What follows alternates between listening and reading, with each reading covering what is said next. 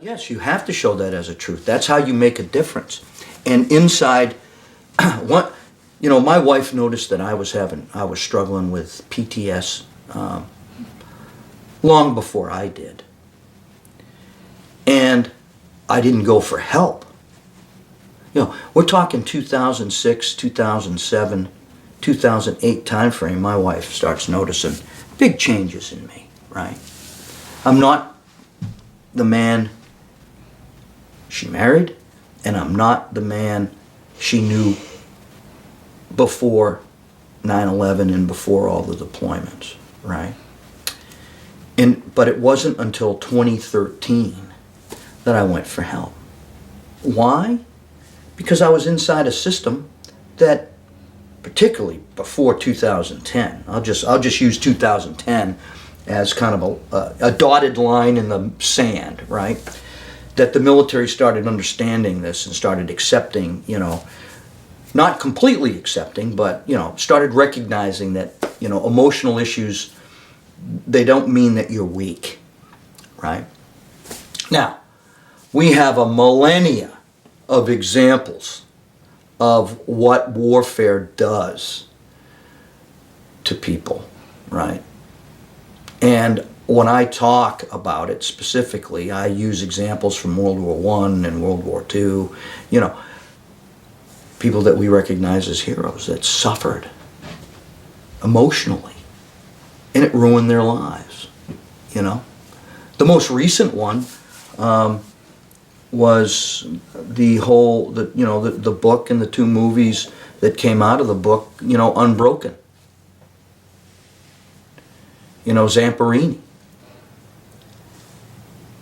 And the struggles that he went through as a result of his emotional injuries. Not so much his physical injuries, but his emotional injuries. And that's a great story. And he's a great American. And he's a brave guy. He's a strong guy. He proved how strong he was. But in our society, we thought that, and we continue to think that it's a sign of weakness. And we shouldn't think it's a sign of weakness. We should think it's a sign of strength. So I didn't go for help until 2013.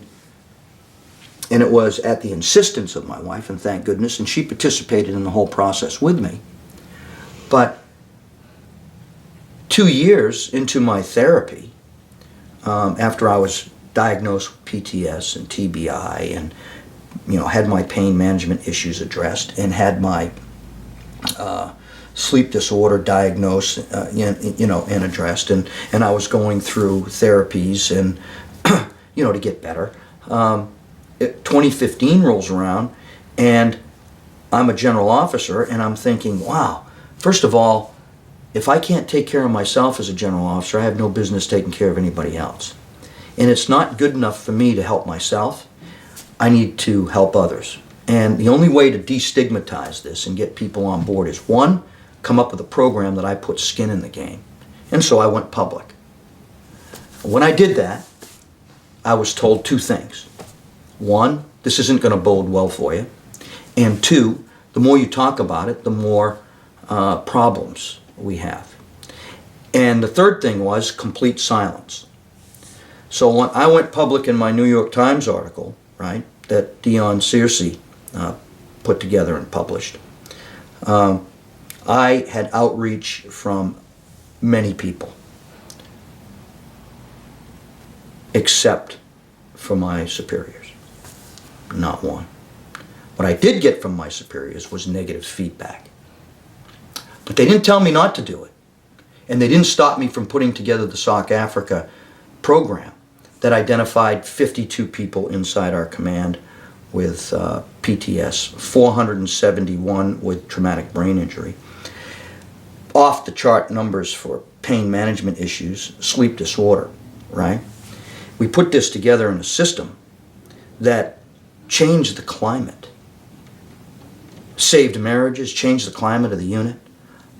Over the 26-month period that I was in command, we went from sexual harassment complaints and assault complaints that I inherited from the previous command to zero. right? Our command climate survey was the best that DOD had ever seen, and the guy that ran the command climate survey in DOD came out to the unit to talk to us on how we were able to make these changes. And over 70% of my command participated in the survey when the DOD average is 40% and less. Okay? Why? Because they knew we would listen, that we would make changes. And so they participate. Service members aren't going to participate in a survey if they don't think it's worth a darn. That's why you have to get down on bended knee and, plead with people to go onto the website and fill it out, right? And they're still not going to do it because they're not going to waste an hour or more of their time filling out a survey that they know isn't going to accomplish anything. The other thing that we saw was drug and alcohol problems went way down. Because we're asking ourselves, why are they doing this?